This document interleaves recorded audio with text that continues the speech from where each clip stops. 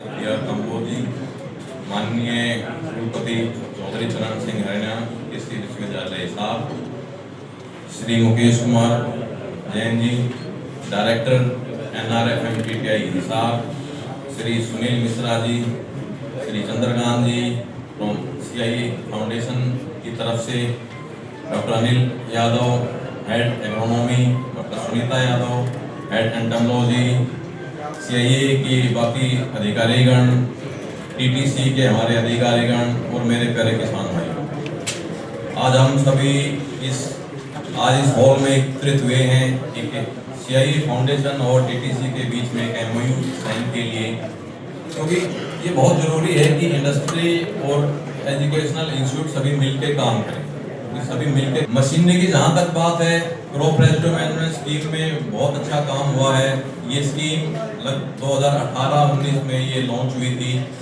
इसमें मेनली हरियाणा, पंजाब, दिल्ली और western UP के लिए ये स्कीम लॉन्च हुई थी और तकरीबन 150 करोड़ रुपए के साथ ये स्कीम भारत सरकार ने ये शुरू की थी। ये स्कीम शुरू करने का उद्देश्य यही था कि जो हमारी समस्या थी प्रणाली प्रबंधन की, वो काफ़ी जटिल हो चुकी थी, वो बढ़ती जा रही थी, क्योंकि पहले यंत्रीकरण इतना नहीं था, कंबाइन से ज़्यादा कटाई नहीं होती थी, हाथ से ज़्यादा कटाई होती थी, तो जिसकी वजह से थोड़ी प्रदूषण की समस्या कम थी। लेकिन जैसे जैसे लेबर की कमी हुई, मैकेनाइजेशन बढ़ा, मशीनें आई और जब से हमने कंबाइन से काम शुरू किया, तब से ये समस्या बढ़ती चली। ये समस्या, ये जो स्कीम है, ये रातों रात शुरू नहीं हुई।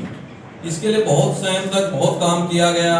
हमारे माननीय कुलपति जी तो लगभग पिछले 25-30 साल से इस समस्या पे काम कर रहे थे। एक किसान परिवार से आते हैं और किसानों के बीच ही रहे हैं। बहुत सालों तक कृषि विज्ञान केंद्र में माननीय कुलपति जी ने सेवाएं दी हैं। किसान के दर्द को समझा है, किसान की समस्याओं को हमेशा समझा है और उन्होंने आज से, इनकी दूरदर्शिता थी कि आज से तकरीबन 25-30 साल पहले उन्होंने समझ लिया था कि आगे चल के क्या समस्याएं आने वाली हैं और कैसे हम इसको निस्तारण कर सकते हैं।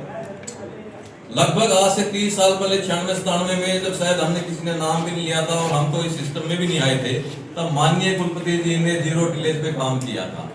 आज हमें बहुत एक छोटा शब्द लगता है जीरो टिलेज, लेकिन उस समय इन्होंने इस लेवल पे काम किया, लोगों को बताया, उस पर काम रिसर्च किया, मशीनरी में भी इन्होंने बहुत काम किया है और उस चीज़ को उन्होंने बढ़ावा दिया।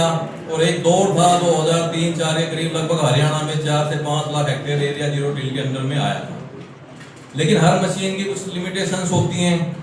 उस टाइम वो कामयाब ज़्यादा थी क्योंकि हाथ की कटाई ज़्यादा थी।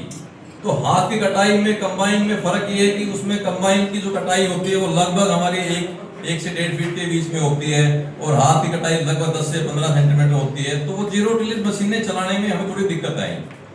उसके बाद हमारे माननीय कुलपति जी ने आगे इस काम को बढ़ाया और हैप्पी सीडर पे लेके गए। लगभग 10-11 के आसपास माननीय कुलपति जी के ही नेतृत्व में इस पे हमने काफ़ी अच्छा, हमारे यूनिवर्सिटी ने और सीमेंट ने, जिसमें माननीय कुलपति जी रहे हैं, उसमें इन्होंने काम किया और बहुत अच्छी मशीनें डेवलप की। उसके बहुत अच्छे परिणाम भी आए, लोगों ने अच्छे से उसको अडॉप्ट भी किया।